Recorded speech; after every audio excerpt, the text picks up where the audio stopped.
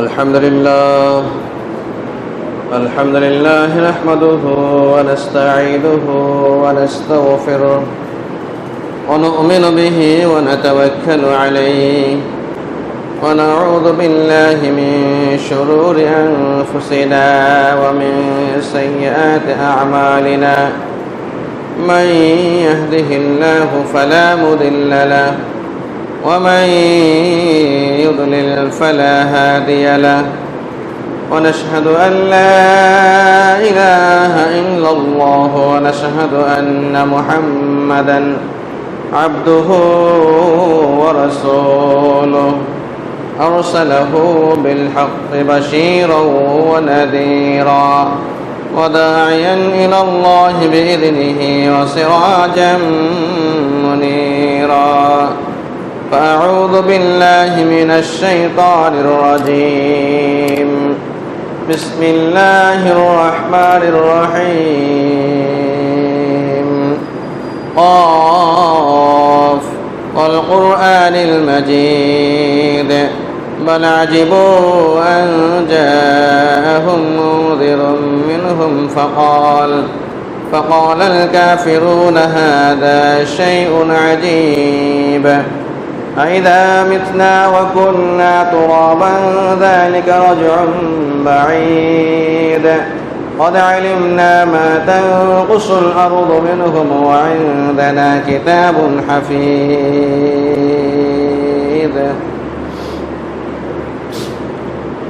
الحمد لله সমস্ত প্রশংসা মহান আল্লাহ রাব্বুল আলামিনের জন্য, যার মেহেরবানিতে আমরা আজকের এই সাপ্তাহিক শ্রেষ্ঠতম দিনে জুমার সালাত আদায়ের লক্ষ্যে মসজিদে সমবেত হওয়ার তৌফিক পেয়েছি। সেই রব্বুল ইজ্জা আল্লাহ সুবহানাহু ওয়া তাআলার দরবারে শুকরিয়া জ্ঞাপন করছি, আলহামদুলিল্লাহ। দরুদ ও শান্তি বর্ষিত হোক শেষ নবী মুহাম্মদুর রাসূলুল্লাহ সাল্লাল্লাহু আলাইহি ওয়াসাল্লাম। সম্মানিত মুসল্লিবৃন্দ, বর্তমান সময় অনুপাতে, বৈশ্বিক পরিস্থিতি অনুপাতে আমাদের মাঝে এমন একটি বিষয়ের উন্মাদনা, উত্তেজনা চলমান, যে বিষয়টি আজকের খুতবায় আলোচনা অতীব জরুরি। আজকের আমরা খুতবার বিষয় নির্ধারণ করেছি বিশ্বকাপ উত্তেজনা, আমরা কাকে সাপোর্ট দেব। বিশ্বকাপে বিশ্বনাশ, ঈমান আমলের সর্বনাশ।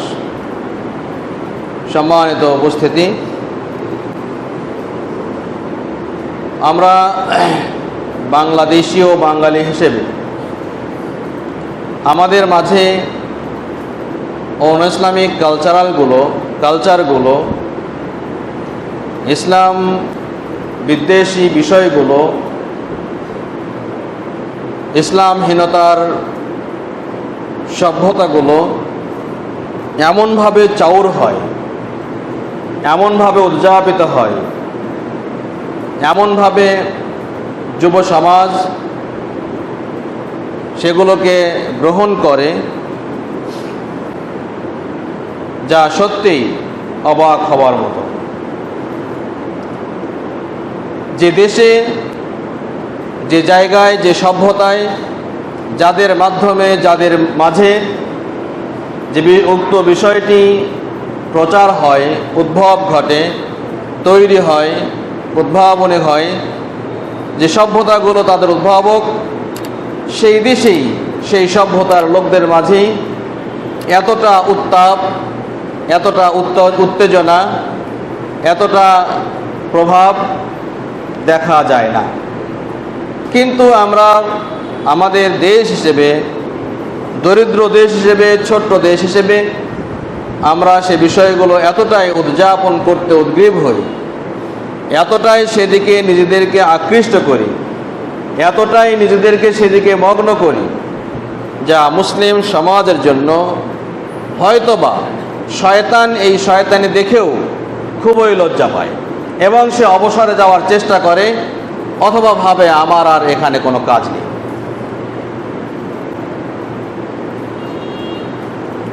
সম্মানিত উপস্থিতি, চলছে বিশ্বকাপ ফুটবল খেলা ফিফা। এই ফিফার মূল পুরো অর্থ হলো ফেডারেশন ইন্টারন্যাশনাল ফুটবল অ্যাসোসিয়েশন।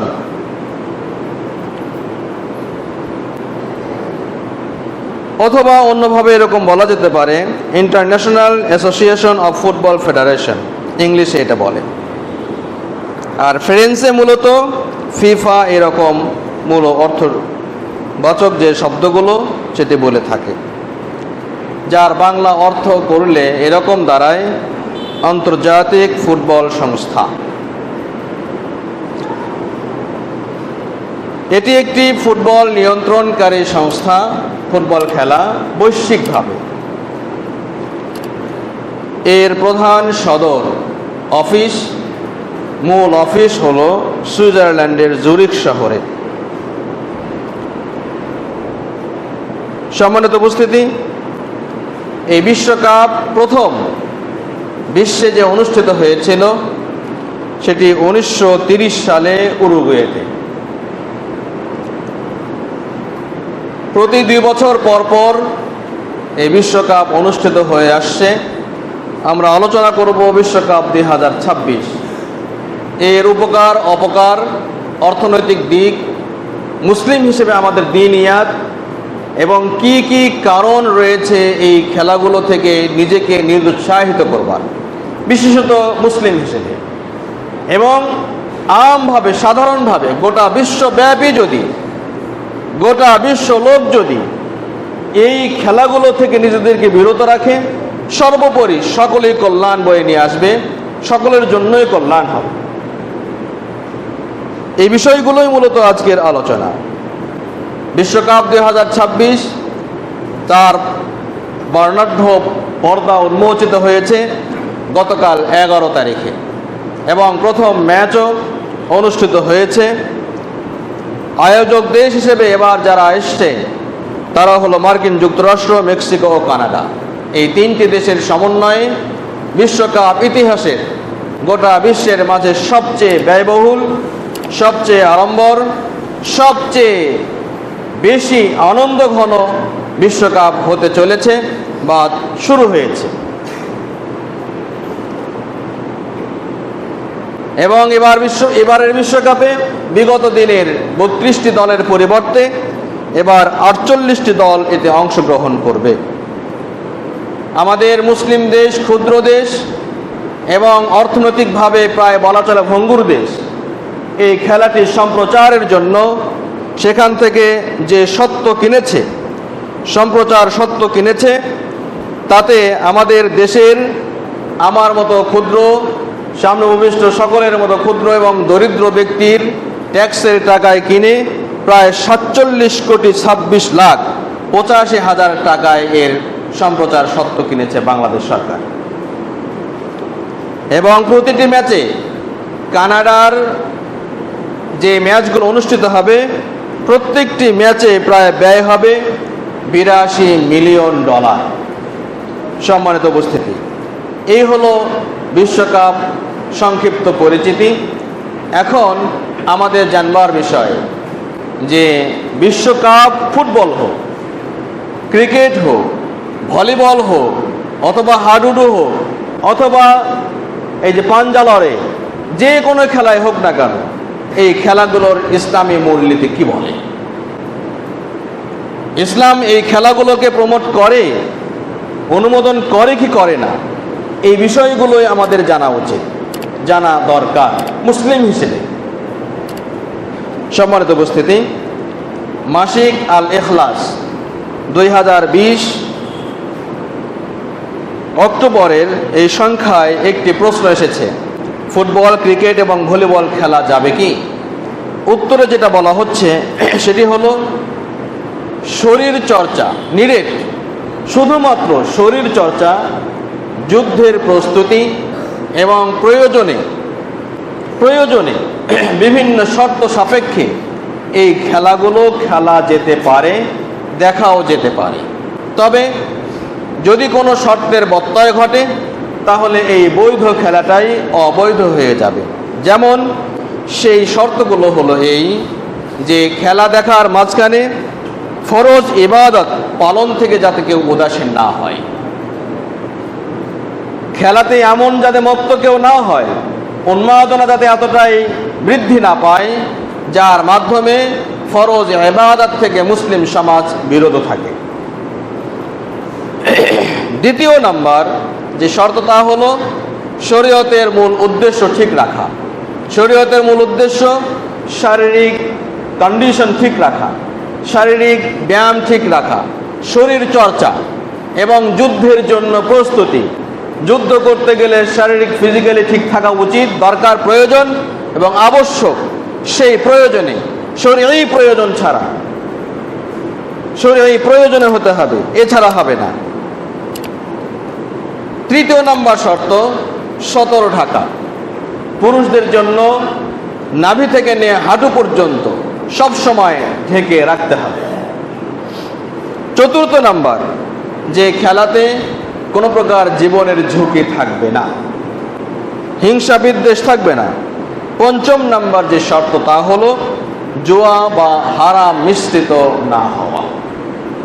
যে কোনো খেলায় যদি নারী পুরুষের অবাধ মেলামেশা এরকম হারাম কাজ সম্পন্ন হয়, জুয়ার আসর ঘটে, যেগুলো খেলাকে উত্তাপকে ছড়িয়ে ঘরে ঘরে, পকেটে পকেটে, ব্যক্তি টু ব্যক্তি, সমাজ সমাজ এবং সভ্য সমাজের মাঝে জুয়ার আসর এবং প্রচলন যদি না ঘটে তাহলে ঠিক আছে। এই পাঁচটি শর্ত সাপেক্ষে স্বাভাবিকভাবে যে কোনো খেলা বৈধ রয়েছে। এই শর্তগুলোর ব্যত্যয় ঘটলেই সেই খেলাগুলো কোনোভাবেই বৈধ নয়। সরাসরি ইসলাম যেগুলো খেলাকে বৈধ করেছে সেগুলো হলো ঘোড়দৌড় খেলা, ঘোড়ার দৌড় খেলা, উটের প্রতিযোগিতা, উট দৌড়ের প্রতিযোগিতা, পাশাপাশি তীর ধনুক নিক্ষেপের প্রতিযোগিতা, খেলাধুলা, এগুলো স্বাভাবিকভাবে বৈধ। তবে এই খেলাগুলোতেও যদি জুয়ার আসর ঘটে, খেলাগুলোকে কেন্দ্র করে যদি জুয়া ঘটে, নারী পুরুষের অবাধ মেলামেশা ঘটে, মানুষের মাঝে হিংসা বিদ্বেষ দেখা দেয়, সমাজে বিশৃঙ্খলা দেখা দেয়, মুসলিম ভ্রাতৃত্ব বন্ধনে ফাটল ঘটে, এই সমস্ত কারণ ঘটলে এই বৈধ খেলাগুলোও অবৈধ হবে মর্মে জানা যায়। সম্মানিত উপস্থিতি, তাহলে এখনই আমাদের যে এই বিশ্বকাপ চলছে, যে উন্মাদনা আমাদের মাঝে বিরাজ করছে, এই উন্মাদনায় বা এই খেলাগুলোতে কি কি এমন কাজ ঘটে যেগুলোর কারণে আলেম সমাজ এই খেলাগুলো দেখা থেকে বিরত রাখবার জন্য উৎসাহ প্রদান করে থাকেন এবং এই খেলাগুলো থেকে নিরুৎসাহিত করে থাকেন, সেগুলো কি কি হতে পারে সেগুলোই মূলত আমরা আজকে আলোকপাত করব ইনশাআল্লাহ। আমাদের নৈতিক দায়িত্ব এই বিষয়গুলো আলোকপাত করবার। সম্মানিত উপস্থিতি, প্রথমত যে ক্ষতিকর বিষয়টি ঘটে তা হলো এই খেলোয়াড়দের প্রত্যেকটি কোনোভাবেই সতর ঠিক রাখা সম্ভব হয় না। নিজেদের লজ্জাস্থান ঢাকবার জন্য যে প্রয়োজনীয়তা সেটি এখানে উপেক্ষিত থাকে, সেটি কোনোভাবেই অটুট রাখা যায় না। সুতরাং কোনো খেলায় যদি এই সতর ঢাকবার বিষয়টি চূড়ান্তভাবে উপেক্ষিত হয়, ইচ্ছাকৃতভাবে উপেক্ষিত হয়, অথবা এটাই রীতি এবং নীতি হয়ে থাকে, তাহলে সে খেলা কোশ্চিনকালেও হালাল হতে পারে না। ঠিক এই খেলাতেও এমনই কাণ্ড ঘটে, কারোই সতর ঢাকার প্রতি কোনো প্রকার ভ্রুক্ষেপ থাকে না। আর মুসলিমদের সতর ঢাকার প্রতি, লজ্জাস্থান ঢাকার প্রতি অতীব জরুরি ভিত্তিতে গুরুত্ব দেওয়া প্রয়োজন। রাসূল সাল্লাল্লাহু আলাইহি ওয়াসাল্লাম বলেছেন, লা ইয়ানজুরু রাজুলু ইলা আওরাতির রাজুল, কোনো পুরুষও কোনো পুরুষের লজ্জাস্থানের দিকে তাকাবে না। কোনো পুরুষ কোনো পুরুষের লজ্জাস্থানের দিকে তাকাবে না এবং কোনো নারীও কোনো নারীর লজ্জাস্থানের প্রতি তাকাবে না। তাহলে এই খেলাগুলো যখন দেখা হয়, চাই সেটি মুবাশারাতান হোক অথবা দূরে থেকে হোক, মুবাআদাতান যে কোনো মানবদ হোক, যে কোনো পদ্ধতিতে হোক না কেন, সরাসরি দেখলেও যেমন উক্ত খেলোয়াড়দের সতরের দিকে নজর যায়, ঠিক অনুরূপভাবে টিভিতে পর্দায় বিভিন্নভাবে যত স্যাটেলাইট রয়েছে সমস্ত স্যাটেলাইটের মাধ্যমে অবলোকন করলেও সতরের দিকে নজর যায়, যা একজন মুসলিমের জন্য অনুচিত এবং নিষিদ্ধ কাজ। দ্বিতীয়ত, এই খেলাগুলোতে যা ঘটে তা হলো নগ্নতা, অশ্লীলতা, পতিতাবৃত্তির সয়লাভ ঘটে। উদ্বোধনী অনুষ্ঠানে গোটা পশ্চিমা বিশ্বের যত নামকরা নায়ক গায়ক রয়েছে, যত নর্তকী রয়েছে, যত পতিতা রয়েছে, সমস্ত নর্তকীর বিশেষ আয়োজন ছিল গতকাল উদ্বোধনী অনুষ্ঠানে। এবং এই গায়ক ও নর্তকীদেরকে দিয়ে বাদ্যযন্ত্রের মাধ্যমে, বিশাল আয়োজনের মাধ্যমে, বিশাল অঙ্ক খরচের মাধ্যমে, বিশাল টাকা সেখানে ব্যয়ভারের মাধ্যমে এবং গোটা বিশ্বকে তাক লাগানোর জন্য অত্যন্ত আড়ম্বরভাবে, জাঁকজমকপূর্ণভাবে এই অনুষ্ঠানগুলো পালিত হয়েছে। সেখানে গ্যালারিতেও যারা উপস্থিত ছিলেন তারাও সেই রকমভাবে সেই পোশাকেই নারী পুরুষের অবাধ মেলামেশার মাধ্যমে সেই উদযাপিত হয়েছে সেই উদ্বোধনী অনুষ্ঠান। এর মাধ্যমে শুধু তাই নয়, স্বাগতিক দেশ হিসেবে তারা বিভিন্ন দেশ থেকে সুন্দরী সুন্দরী পতিতাদেরকে নিজের দেশে আমন্ত্রণ জানায় দর্শকদের মন মাতানোর জন্য এবং তাদের মনোরঞ্জনের জন্য। বিভিন্ন আবাসিক হোটেলে, বিভিন্ন জায়গায়, বিভিন্ন রেস্তোরাঁয়, বিভিন্ন থাকার জায়গাগুলোতে এগুলোর সমাহার ঘটে, সমবেত ঘটে, শুধুমাত্র তাদের দর্শক এবং খেলোয়াড় বিভিন্ন দেশের যারা আগন্তুক রয়েছে তাদের মনোরঞ্জনের জন্য। নিঃসন্দেহে এটি ইসলামে নিষিদ্ধ, সুতরাং এই কাজটাও মূলত এখানেই হয়। অথচ মুমিনদের জন্য উচিত কুল্লিল মুমিনিনা ইয়াগুদ্দু মিন আবসারিহিম ওয়া ইয়াহফাযু ফুরুজাহুম, মুমিনদের জন্য উচিত কাজ ছিল, আবশ্যিক কাজ ছিল তাদের দৃষ্টিকে অবনমিত করা এবং লজ্জাস্থানকে হেফাজত করা। এটি অত্যন্ত জরুরি ভিত্তিতে কাজ ছিল, কিন্তু তা না হয়ে বরং এই খেলাগুলোতে যা ঘটে তা পুরোটাই ইসলাম বিবর্জিত কাজ। তৃতীয় নম্বর যে বিষয়টি এই খেলাগুলোর কারণে ঘটে থাকে তা হলো সময়ের অপচয়। সময়ের অপচয়। খেলা সে দেশে ঘটবে, আমাদের সময়ের সঙ্গে কোনো মিল নেই। হয়তোবা রাত 4টার সময় হতে পারে, অথবা সকাল 6টার সময় হতে পারে, দুপুর 2টাও হতে পারে। আমরা যারা মুসলিম বাংলাদেশি বাঙালি রয়েছি, অতি আবেগে রয়েছি, অতি সাপোর্ট যারা দেই, যারা এগুলোকে সমর্থন করি, তারা নিজেদের ব্যস্ততম সময়কে বাদ দিয়ে, নিজেদের প্রয়োজনীয় কাজকে বাদ দিয়ে, নিজেদের আবশ্যক বিভিন্ন প্রয়োজনকে উপেক্ষা করে এই ফুটবল ম্যাচগুলোকে আমরা প্রদর্শন করে থাকি, দেখে থাকি, যা সময়ের অপচয় ছাড়া কিছুই নয়। 90 মিনিট 100 মিনিটের যে খেলাটা হয়, এই খেলাগুলো আমাদের সময়ের ছাড়াও বিভিন্ন সময়ে হয়ে থাকে। যদি রাত্রিতে হয়, গোটা রাত্রি উপভোগ করবার পরে সকাল পর্যন্ত ঘুম, সালাতের ব্যাঘাত ঘটে, বিশ্রামের ব্যাঘাত ঘটে, কাজের ব্যাঘাত ঘটে। এইভাবে ঘন্টাকে ঘন্টা সময় মুসলিম সমাজ এতে নষ্ট করে, সময়ের অপচয় করে। অথচ প্রত্যেকটি সময়, প্রত্যেকটি মুহূর্ত মুসলিমের জন্য অতীব জরুরি। রাসূল সাল্লাল্লাহু আলাইহি ওয়াসাল্লাম বলেছেন, কিয়ামতের মাঠে মানুষকে আল্লাহ রাব্বুল আলামিন 5টি জিনিস সম্পর্কে জিজ্ঞাসা না করে, বনু আদম 5টি বিষয়ে জিজ্ঞাসিত না হওয়ার আগ পর্যন্ত সেখান থেকে নড়তে পারবে না।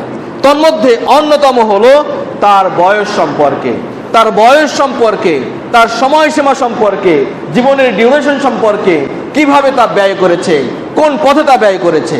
সম্মানিত উপস্থিতি, আমরা যদি এই বেলেল্লাপনা, বেহাপনা, পতিতাবৃত্তির এই ফুটবল ম্যাচগুলো প্রদর্শনের মাধ্যমে সময় ব্যয় করে থাকি, তাহলে আমাদের এই সময় সম্পর্কে, জীবনের যে সময়, এই সময়গুলো সম্পর্কে জিজ্ঞাসা আমাদের কি হবে, কিভাবে আমরা সেখানে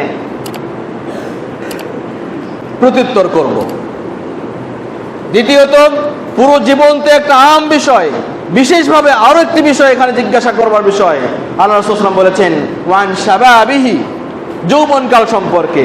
এই যে যৌবনের তাড়নায় রাত বিরাতে যেখানে সেখানে যাকে সাপোর্ট করছি, যাকে সমর্থন করছি, তার পক্ষে সকল কিছু সম্ভবপর সব কিছু উজাড় করে দিয়ে, সময়গুলোকে উজাড় করে দিয়ে, নিজের ইবাদতকে উপেক্ষা করে, নিজের করণীয়কে বর্জন করে, নিজের পিতামাতার আদেশকে অমান্য করে, নিজের আফসাদায়ে কেরামের সম্মানকে উপেক্ষা করে, সমাজকে সব কিছুকে বৃদ্ধাঙ্গুলি প্রদর্শন করে যে সময়গুলো আমরা ব্যয় করছি, এই সময়ের হিসাবটা আল্লাহর কাছে কিভাবে দেওয়া যায় তা সহজেই একটু চিন্তার বিষয় রয়েছে।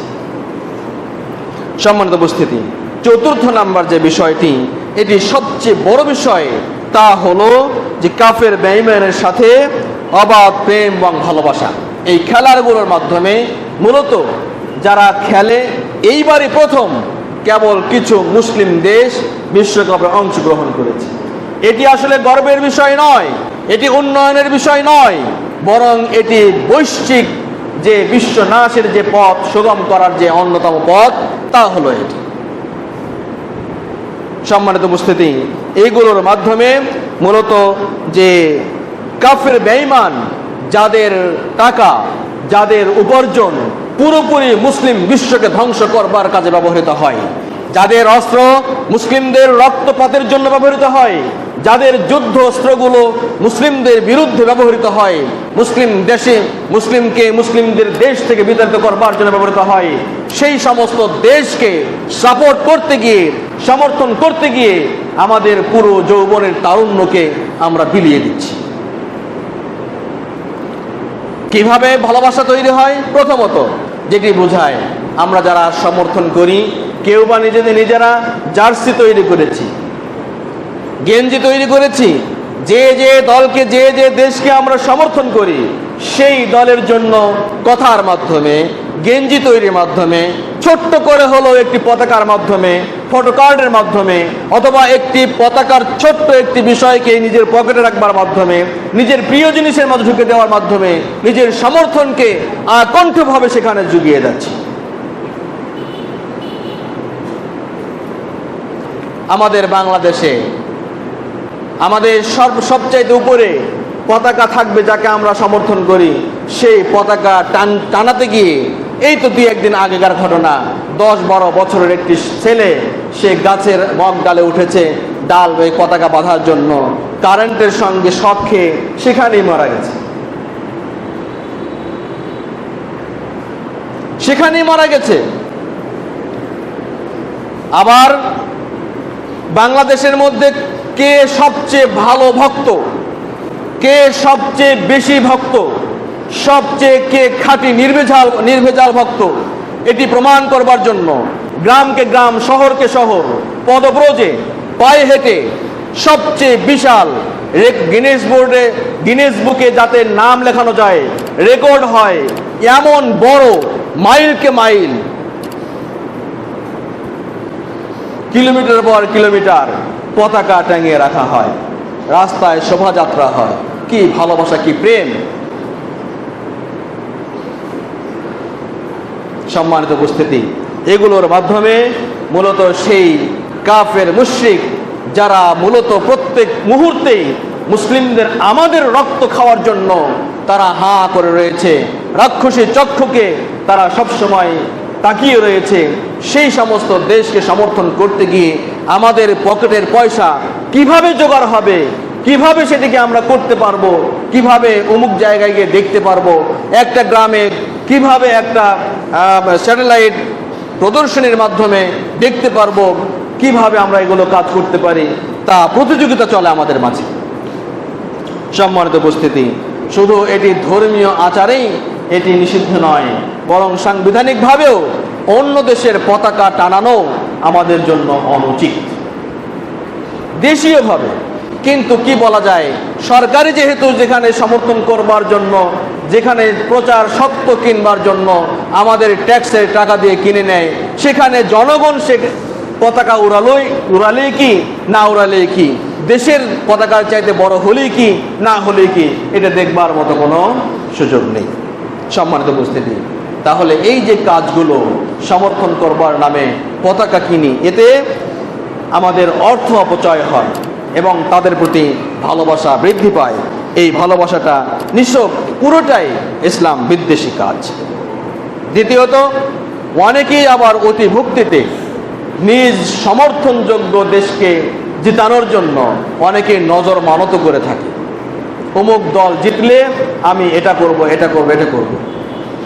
অথচ নিজের বাবা, নিজের মা, নিজের প্রতিবেশী, নিজের আত্মীয় না খেয়ে মরে যাচ্ছে, নিজের বাবার পকেটে পয়সা নেই, সেদিকে কোনো ভ্রুক্ষেপ নেই, কিন্তু নিজের সমর্থনযোগ্য যেই দেশ তাকে জেতাতে হবে। এই যে পঙ্গু মানসিকতা,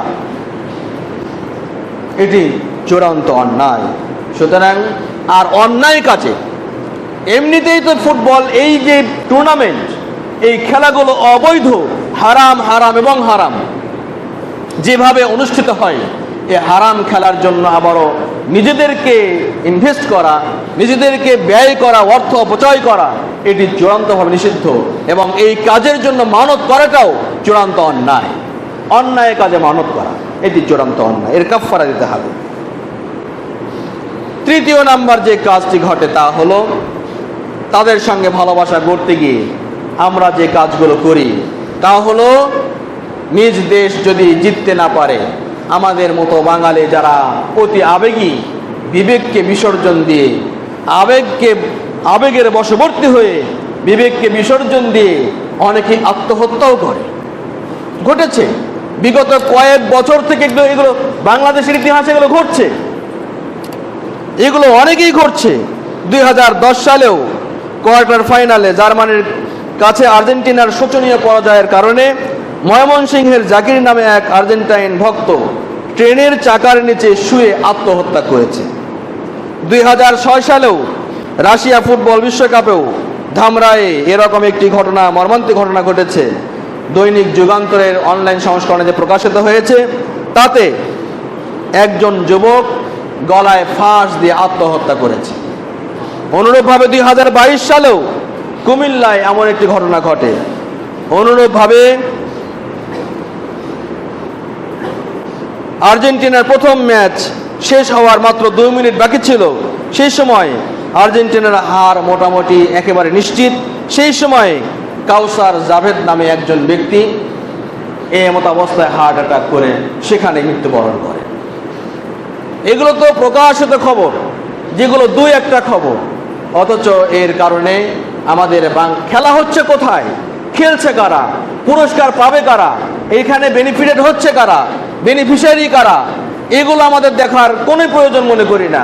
খেলা হচ্ছে, তারা খেলছে, অমুসলিমরা খেলছে, অমুসলিমরা সেখান থেকে বেনিফিশিয়ারি হচ্ছে, সেখান থেকে কোটি কোটি মিলিয়ন ডলার তারা ব্যয় করছে, খরচ করছে। আমরা কিছুই পাবো না। নিজের টাকা, নিজের পকেটের পয়সা, নিজের সব কিছুকে উজাড় করে দিয়ে দেখতেছি, তারপরও সমর্থন করা যে দল যেতে না যেতে, তারপরও আমাদের আত্মহত্যা করতে হচ্ছে। এটি কোন মুসলিমের কালচার? সম্মানিত উপস্থিতি, অত্যন্ত ভাববার বিষয়। এই ভক্তি, অনুরক্ততা, এই যে ভালোবাসা, এটি চূড়ান্ত অন্যায়। আল্লাহ রাব্বুল আলামিন নিশ্চিতভাবে বলেছেন, ইয়া আইয়ুহাল্লাযীনা আমানু লা তাত্তাখিযুল ইয়াহুদা ওয়ান নাসারা আউলিয়া, তোমরা ইহুদি এবং নাসারাদেরকে বন্ধু হিসেবে গ্রহণ করবে না। কোশ্চিন কালেও নয়, এদেরকে আন্তরিক বন্ধু হিসেবে গ্রহণ করতে আল্লাহ রাব্বুল আলামিন কোরআন কারীমের মাধ্যমে নিষিদ্ধ ঘোষণা করেছেন। অথচ এই নিষিদ্ধ কাজটি আমাদের কাছে কতটা নাই প্রিয়, তাদের ভালোবাসায় নিজেদের জীবনকে পর্যন্ত উৎসর্গ করতে আমরা কুণ্ঠাবোধ করি না। সম্মানিত উপস্থিতি, যদি তাই ঘটে, তাহলে পরকালীন যে পুরস্কারটা, এটাও অত্যন্ত শোচনীয় হবে। আপনি বা আমরা যাকে ভালোবেসে, যার পরাজয়ের গ্লানি মানতে না পেরে নিজেদের আত্মহত্যা দিচ্ছি, নিজেদের আত্মহত্যা করছি, পরকালেও কিন্তু আমাদের যে চলাফেরাটা হবে, যাদের সঙ্গে আমাদের থাকার বাসটা হবে, সেটিই হলো তারা যাদের জন্য আমরা নিজেদের জীবন উৎসর্গ করছি। রাসূল বলেছেন, আল মারউ মা মান আহাব্বা। আল্লাহ রাসূল বলেছেন, কিয়ামতের দিনে মানুষ তাদের সঙ্গেই থাকবে যাকে দুনিয়াতে সে ভালোবেসেছে।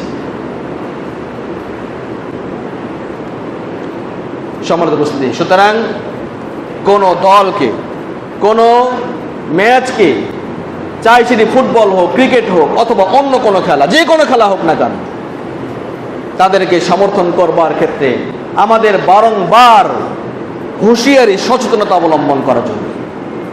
আমাদের জীবন একটি গণ্ডির মধ্যে রয়েছে, আমাদের দেখতে হবে আমাদের এই গণ্ডি, আমাদের এই শরীয়ত সেটিকে সমর্থন করে কি না। পঞ্চম নম্বর যে কারণটা ঘটে এর মধ্যে, এই খেলাগুলো হারাম হওয়ার পেছনে, তন্মধ্যে হলো কাফেরদের অনুকরণ। কাফেরদের অনুকরণ দেখবেন, যারা চ্যাম্পিয়ন খেলোয়াড়, যারা খুব ভালো খেলোয়াড়, তাদের নাম মুখে মুখে চলে, তারা যেভাবে হাঁটে, যেভাবে মাথার চুলের কাটিং, যেভাবে তাদের হাতে ট্যাটু করা হয়, পায়ে ট্যাটু রয়েছে, গলায় ট্যাটু রয়েছে, তারা যেভাবে তাদের যে লাইফস্টাইলটা রয়েছে, সমস্ত লাইফস্টাইলটা মুসলিমদের যারা ভক্ত, যারা অনুরক্ত, যারা অতি ভক্তিতে গদগদ করে, তারা পুরোপুরি তাদের এই আদর্শকে অনুকরণ করবার চেষ্টা করে, পুরোপুরি, যা মুসলিমদের জন্য পুরোপুরি নিষিদ্ধ। আল্লাহ রাব্বুল আলামিন উল্লেখ করেছেন, ওয়ালা তুতিউল কাফিরিন ওয়াল মুনাফিকিন, হে ঈমানদারগণ, হে বিশ্ববাসী, তোমরা কাফের এবং মুনাফিকদের অনুসরণ করবে না, অনুকরণ করবে না, করা যাবে না। আল্লাহ রাসূল সাল্লাল্লাহু আলাইহি ওয়াসাল্লাম একটি হাদিসে অত্যন্ত সতর্ক বার্তা দিয়েছেন। আল্লাহ রাসূল বলেছেন, লাইসা মিন্না মান তাশাব্বাহা বিগায়রিনা, ওই ব্যক্তি আমার উম্মতের অন্তর্ভুক্ত নয় যারা অন্য সম্প্রদায়ের সাদৃশ্য অবলম্বন করে। অন্য সম্প্রদায় যেরকম চলাফেরা করে, অন্য সম্প্রদায় যেভাবে নিজেদেরকে সমাজে চালায়, যদি কোনো ব্যক্তি মুসলিম মুমিন তাদের সাদৃশ্য অবলম্বন করে, তাহলে সে আমাদের দলভুক্ত নয়। অন্য একটি হাদিসে আরো সুন্দরভাবে বলেছেন, মান তাশাব্বাহা বিকওমিন ফাহুয়া মিনহুম, যে ব্যক্তি কোন সম্প্রদায়ের সাদৃশ্য, তাদের চলাফেরার মতো, তাদের মাথার চুলের কাটিং এর মতো, তাদের গায়ে যেমন ট্যাটু রয়েছে, তারা যে সমস্ত পোশাক পরিধান করে, ঠিক অনুরূপ পোশাক ও ট্যাটু যারা নিজেদের মাঝে ধারণ করে, তারা তাদেরই অন্তর্ভুক্ত। আপনার সালাত, সিয়াম, হজ, যাকাত কোথায় যাবে একটু ভাববার বিষয়। সম্মানিত উপস্থিতি, এই বিশ্বকাপের মাধ্যমে আরো যেভাবে যেগুলো বিষয় ঘটে, তা হলো কাফের, মুশরিক, বেঈমান তাদের প্রশংসা করা হয়। দেখেন না, আমরা যে খেলোয়াড়ের যে যত ভক্ত, তার কথা তার মুখে ততই এমন প্রশংসা ওঠে যা সে নিজেই জানে না। কোনো প্লেয়ার নিজের সম্পর্কে হয়তোবা অনেক সময় নিজেই জানবে না, কিন্তু ভক্তের মুখে সেটা প্রচার লাভ করছে। এতটাই আমরা ভক্ত। সম্মানিত উপস্থিতি, এই কাফের মুশরিকদের প্রশংসা করাটা অত্যন্ত অন্যায়। রাসূল সাল্লাল্লাহু আলাইহি ওয়াসাল্লাম বলেছেন, ইযা মুদিহাল ফাসিকু গদিবার রব, যখন কোনো ফাসিক, যখন কোনো পাপাচারীর প্রশংসা করা হয়, তখন রব্বুল আলামিন তিনি অত্যন্ত ক্রোধান্বিত হন, রাগান্বিত হন। তাহলে ভাববার বিষয়, আমরা কাদের প্রশংসা, স্তুতি, কাদের গুণগান গেয়ে সারাটা দিন ব্যয় করছি। আমাদের বাহনের সঙ্গে নির্ধারিত নির্দিষ্ট আমাদের সমর্থন যাকে করি, তার একটা পতাকা নিয়ে এখন দেখবেন মাঠে ঘাটে রাস্তায়, তারপরে সব জায়গায় ঘুরে ফিরছি।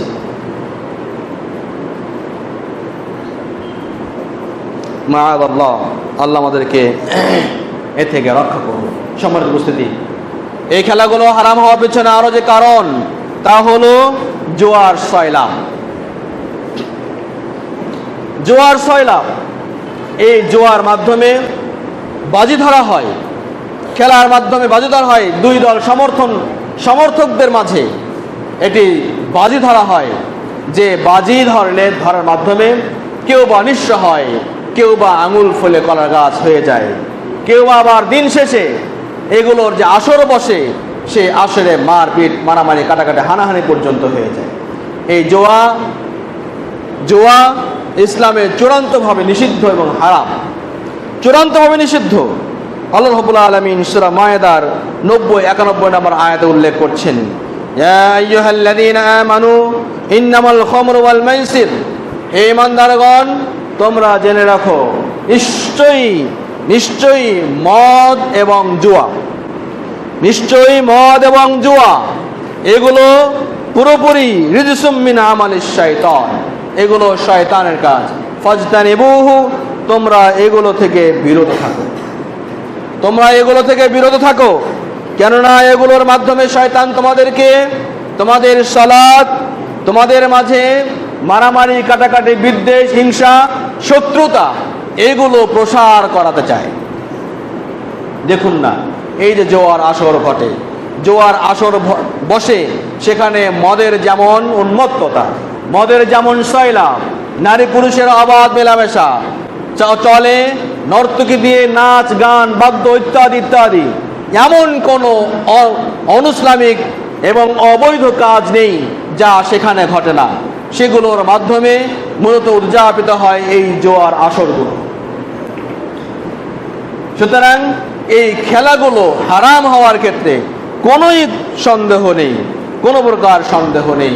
আবার এগুলোর মাঝে শয়তানি প্ররোচনার মাধ্যমে একে অপরের দলাদলি, কানাকানি, শত্রুতাও তৈরি হয়। সবচেয়ে বাংলাদেশেই খেলা শুরু হয়নি তার 2-4-5 দিন আগেই বাংলাদেশের কোনো এক জেলায় 2 গ্রামে সংঘর্ষ, সমর্থকদের মাঝে, সমর্থক 2 গ্রামের মাঝে সংঘর্ষ তৈরি হয়েছে। খেলা শুরু হয়নি তার আগে পতাকা টানানো নিয়ে সংঘর্ষ, দেখা নিয়ে সংঘর্ষ, জায়গা দখল নিয়ে সংঘর্ষ, তারপরে জার্সি নিয়ে সংঘর্ষ, কথায় বাদানুবাদ, সবসময় ঝগড়া বিবাদ চলতেই আছে। সম্মানিত উপস্থিতি, এগুলো ভাববার বিষয়, এগুলো ভাববার বিষয়। নিজেদের মাঝে যেগুলো বিদ্বেষ তৈরি করে, শত্রুতা তৈরি করে, তা ভালো মনে করেও করা নিষিদ্ধ, করা যায় না। সর্বোপরি যে বিষয়টা এতে ঘটে তা হলো এর মাধ্যমে অর্থ অপচয় হয়। সময় যেমন অপচয় হয়, ঠিক তেমনি এর মাধ্যমে অর্থ অপচয় হয়। চাঁদা দেবার মাধ্যমে, একটা স্যাটেলাইট প্রদর্শনীতে নিয়মিত যে খরচ আছে সেই খরচ যোগানের মাধ্যমে, এমবি খরচের মাধ্যমে, অথবা যে কোনো ওয়েতে যে খরচটা করা হয় সেই খরচটাও পুরোটাই অপচয়। এটি কোনোই কাজে আসবে না, কোনোই কাজে আসবে না।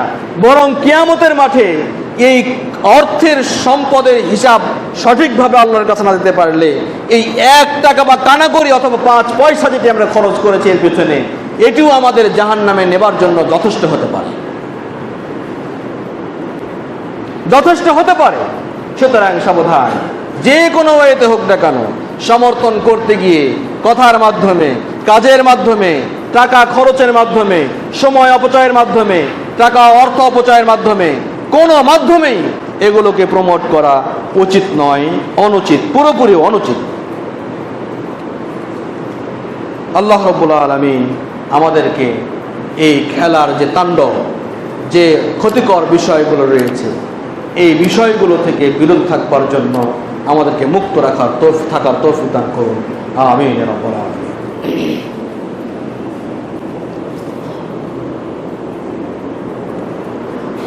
আলহামদুলিল্লাহ, আমরা আলোচনা করছিলাম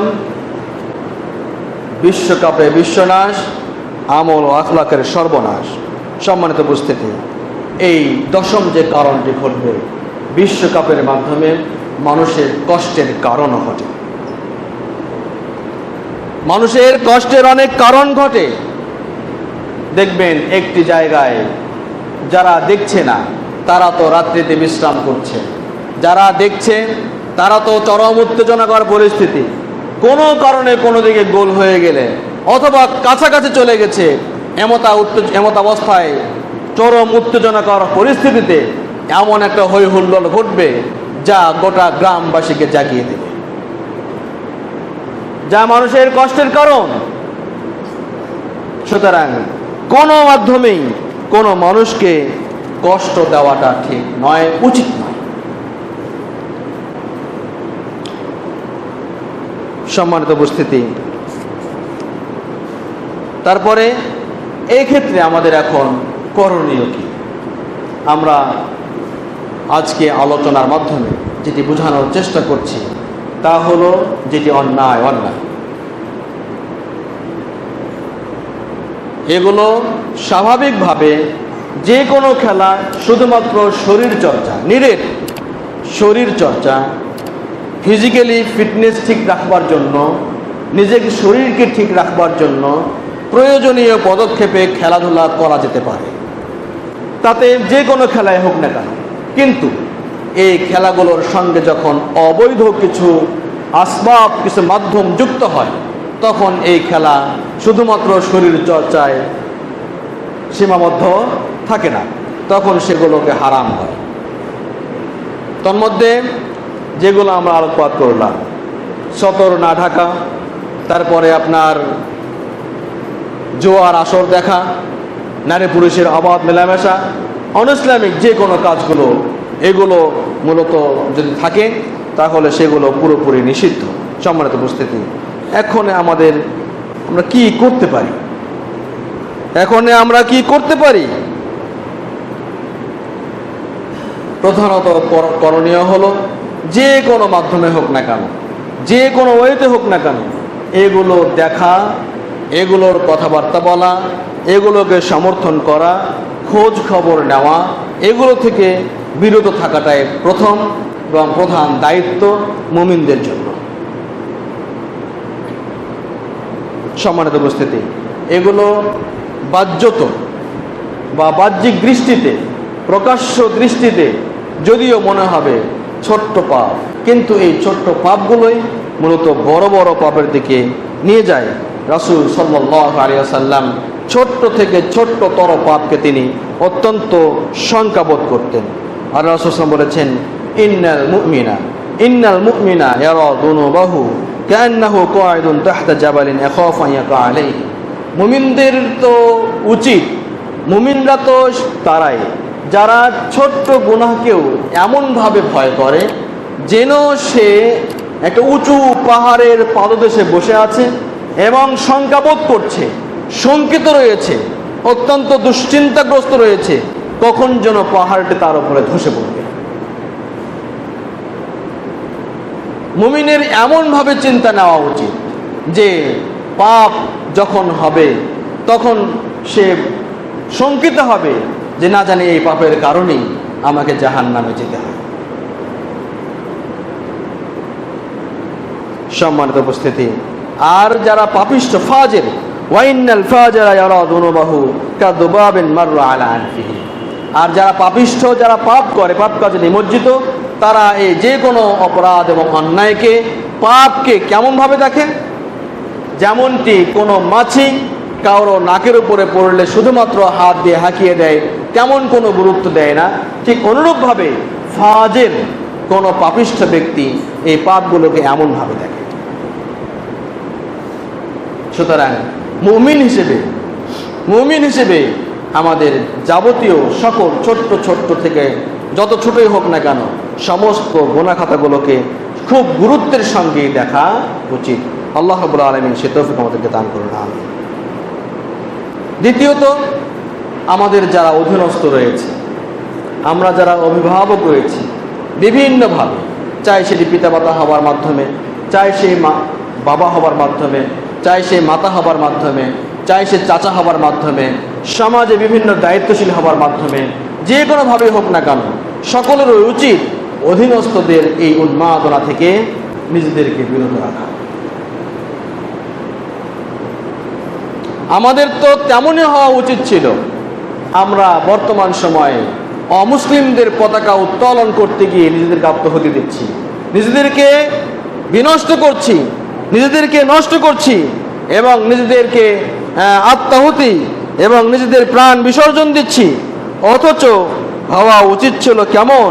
যেমনটি রাসূল উহুদ যুদ্ধে একজন সাহাবী রাদিয়াল্লাহু তাআলা আনহু তিনি তার শেষ বিন্দু পর্যন্ত, জীবনের শেষ বিন্দু পর্যন্ত তিনি মুসলিমদের পতাকা উড্ডীন করবার জন্য তিনি নিজেকে বিলিয়ে দিয়েছিলেন। মুসলিমদের পতাকা সমুন্নত করবার জন্য তিনি বিলিয়ে দিয়েছিলেন। উহুদ যুদ্ধে হাত কেটে গেল, ডান হাত কেটে গেল, বাম হাত দিয়ে তিনি সেই পতাকা ধরেছিলেন। বাম হাত কেটে গেল, তিনি তার বাহু দিয়ে চেপে ধরেছিলেন, উভয় হাতকে কেটে দেওয়া হলো, বুক দিয়ে মাটির সঙ্গে ধরে পতাকাকে উঁচু করেছিলেন। আমাদের তো তেমনই উত্তরসূরি হওয়া উচিত ছিল, অথচ আমরা সেদিকে না গিয়ে ইসলামকে বিসর্জন দিয়ে, আদর্শকে বিসর্জন দিয়ে মূলত আমরা অমুসলিমদের পতাকা উত্তোলন করতে গিয়ে নিজেদের মাঝে যেমন বিদ্বেষ ছড়াচ্ছি, নিজেদের মাঝে শত্রুতা, হানাহানি, মারামারি, কাটাকাটি সবকিছুই যেমনকে করছি, অনুরূপভাবে নিজেদের জীবনটুকু বিসর্জন দিতে কুণ্ঠাবোধ করছি না। মাআল্লাহ, আল্লাহ আমাদেরকে রক্ষা করুন, আমিন। সম্মানিত উপস্থিতি, তৃতীয় নাম্বার যে কাজ তা হলো আমরা যারা জানলাম, যারা শুনলাম, তারা যেমন মানার চেষ্টা করব, ঠিক অনুরূপভাবে যারা জানে না, যারা বোঝে না, যারা হয়তো মনে করছে খুব ছোট্ট একটি কাজ, ছোট্ট একটি পাপ, অথবা তেমন কিছুই মনে করছে না, অনেকেই বলবে খেলার মধ্যে আবার ধর্মকে টানাটানি করার কোনো প্রয়োজন নেই। খেলার সঙ্গে ধর্মের কোনো ন্যূনতম সম্পর্ক নেই। অনেক ইসলামিস্ট যারা ইসলামী বক্তব্য দিয়ে বেড়ান, এমন অনেকেই রয়েছেন যারা বলেন এখানে ধর্মকে টানাটানির কোনো প্রয়োজন নেই। সম্মানিত ভাই, আমরা আপনাকে বলতে চাই, হ্যাঁ আমরাও তো এটাই চাই, কারো মধ্যে কারো সংমিশ্রণ করার প্রয়োজন নেই। কিন্তু যে খেলাকে উপলক্ষ করে, যে খেলাকে লক্ষ্য করে, যে খেলাকে সামনে রেখে এত এত ইসলাম বিদ্বেষী কাজগুলো হচ্ছে, তাহলে সেই খেলা কিভাবে ধর্ম থেকে আলাদা হতে পারে, কিভাবে এটিকে আমরা সমর্থন করতে পারি? সম্মানিত উপস্থিতি, অবশ্যই অবশ্যই আমাদের খেয়াল রাখা উচিত। আল্লাহ রাব্বুল আলামিন আমাদেরকে সঠিক বুঝ দান করুন, আমিন। সম্মানিত উপস্থিতি, এছাড়াও এটাও যদি করতে না পারি, অধীনস্থদেরকেও যদি ফেরাতে না পারি, কমপক্ষে ন্যূনতম ঈমান হিসেবে আমাদের হৃদয়ে সেই খেলাগুলোর প্রতি, যে খেলাগুলোতে অন্যায় আসর ঘটে, যে খেলাগুলোকে কেন্দ্র করে মানুষের মাঝে বিদ্বেষ ঘটে, যে খেলাগুলোকে কেন্দ্র করে অনইসলামিক সংস্কৃতি মুসলিমদের মাঝে সয়লাভ ঘটে, এই সমস্ত খেলাগুলোর প্রতি আন্তরিক ঘৃণা জন্মায়। আল্লাহ রাব্বুল আলামিন আমাদেরকে তার দেওয়া যাবতীয় নির্দেশনা মানবার তৌফিক দান করুন এবং তার নিষিদ্ধ করা যাবতীয় অন্যায় অশ্লীল কাজ থেকে বিরত থাকবার জন্য তৌফিক দান করুন, আমিন। আল্লাহুম্মা সাল্লি আলা মুহাম্মাদ ওয়া আলা আলি মুহাম্মাদ কামা সাল্লাইতা আলা ইব্রাহিম ওয়া আলা আলি ইব্রাহিম ইন্নাকা হামিদুম মাজিদ। আল্লাহুম্মা বারিক আলা মুহাম্মাদ ওয়া আলা আলি মুহাম্মাদ কামা বারাকতা আলা ইব্রাহিম ওয়া আলা আলি ইব্রাহিম ইন্নাকা হামিদুম মাজিদ। اللهم انصر من نصر دين محمد صلى الله عليه وسلم واجعلنا منهم. اللهم اخذل من خذل دين محمد صلى الله عليه وسلم ولا تجعلنا منهم. ربنا آتنا في الدنيا حسنة وفي الآخرة حسنة وقنا عذاب النار. ربنا ظلمنا أنفسنا وإن لم تغفر لنا وترحمنا لنكونن من الخاسرين. رب اغفر وارحم وأنت خير الراحمين. رب اغفر وارحم وأنت خير الراحمين. سبحان ربك رب العزة عما يصفون وسلام على المرسلين والحمد لله رب العالمين. سبحانك اللهم وبحمدك أشهد أن لا إله إلا أنت أستغفرك وأتوب إليك.